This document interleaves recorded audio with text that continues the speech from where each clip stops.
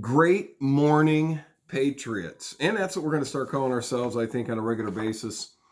At least, probably most of the people that are a subscriber to this channel.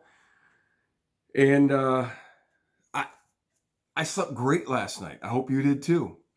The anticipation of getting a great workout today. Finished the quote unquote work week. And I know that somebody that might not be an entrepreneur uh, sees things as a cyclical work week. Those of us who are entrepreneurs, we work all the time. So it's just a Friday. It's the day that we get a chance to get together and promote like-minded business efforts and trying to create win-win exchanges. So I look forward to that later today. We got a workout ahead of us here this morning, but I just wanted to comment on a few things. Number one, it is very unfortunate the young lady that died at the Capitol. I did see footage of that finally yesterday, and I don't know what would possess her to try to climb through that window when she's being told. Apparently, she's being told on the other side. You can obviously see the guns were drawn, but my goodness, what a tragedy. And then apparently, 3 other people died. Which the death of all these people and the police officer that suffered injuries, the death of all these people is the tragedy, in my opinion, because overwhelming evidence shows, video evidence, that the majority of the people that were committing the crimes, the majority of them that entered the Capitol, and the instigation, all of it, and the waving in, the moving of the barricades, and come on, by the police department. I don't know if we'll ever see anybody in a position of power to actually admit that some of this was allowed to happen. But we start to see mounting evidence, video evidence of many of these people that so many of the pictures, the still photos are. These people were at Antifa events for the last year plus. And the fact that you hear Mo Brooks that night, now another congressman, I forget his name, on Wednesday night saying we've had intelligence for over a week that these types of things were going to happen. And when you start to connect the dots, the fact that the mayor says that we have all of this additional support. There's going to be this coordinated effort on this particular day. And I'm holding up right here one of the articles that I printed out, one of the articles that I read a week ago when I'm thinking, am I going to go to, I was just going to potentially try to rearrange my schedule and drive to Washington, D.C. and try to put it all together. This was explaining one of the protests, one of the marches, because there were multiple ones planned by multiple people. And they were all going to end up at the Capitol. So for everybody to say on mainstream media that the president incited this violence, he told them to go over to the Capitol. Folks, every one of these marches that I read, and there were multiple ones, there were 3 or 4, they were going to end up at the Capitol. The mayor of D.C. knew that. The intelligence, the security for the Capitol, they all knew that.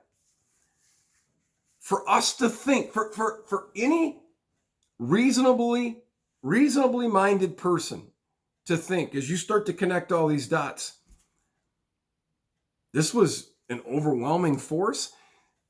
It's a narrative that they have to continue to tell you so that they could justify inside their lack of courage.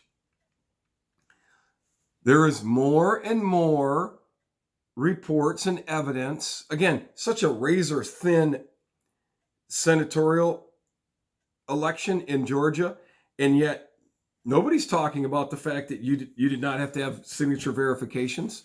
That the Dominion, again, I guess as long as I'm under 100 hits, they don't shut you down just yet.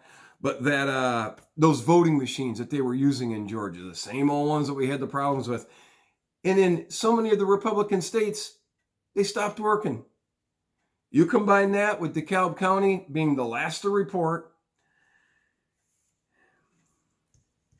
How is any of the citizenry okay with this? Because as I mentioned last night, when YouTube's going to put something on these sites, when they get a certain number of hits, that, it's been counted, the irregularities been fixed, and yet it's not happening. It's not happening. Listen, I'm going to have a great day, and I hope you are too. But I just wanted to point this stuff out. I mean, I read this a week ago. All of these protest marches were going to end up at the Capitol anyway. And we live in America. The First Amendment, words do matter. But someone as powerful and as influential as Michelle Obama saying that an American citizen needs to be silenced forever. There was a day not too long ago that even somebody that was very, very other side of the aisle, saw the world a different way than I did, they would tell you that I don't agree with that person, what they're saying, but I will fight to the death to defend their right to say it. This is gone. This is gone. This cancel culture, if you're not saying what I like, how I see the world, then you need to not be able to speak at all.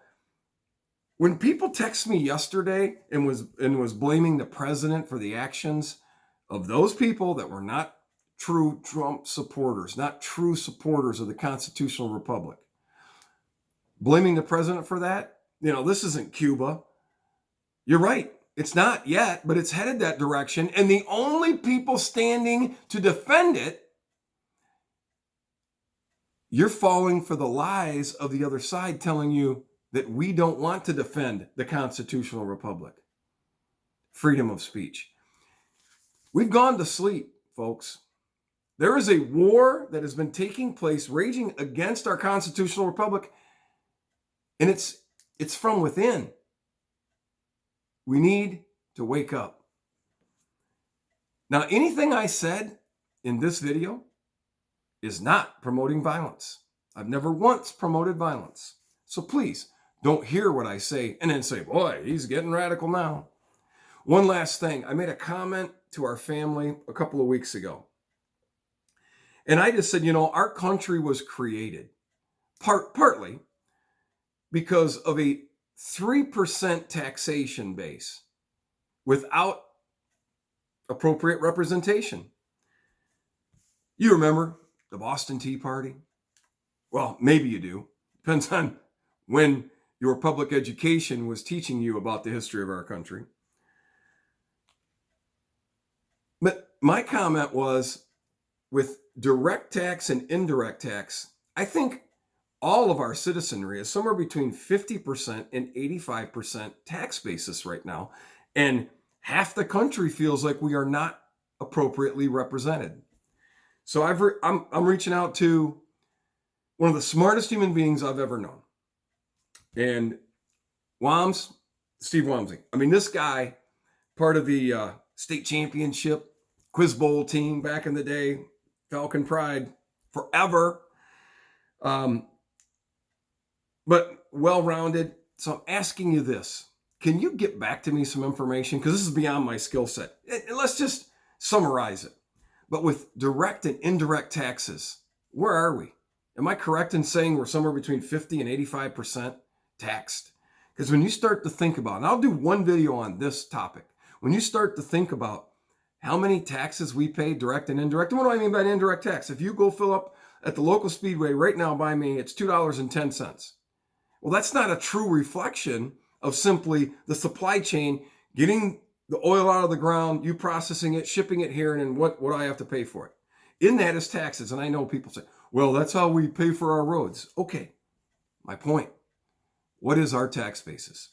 I hope you have a great day. We're keeping this under 10 minutes today. I am James Detroit. And for now, I'm out.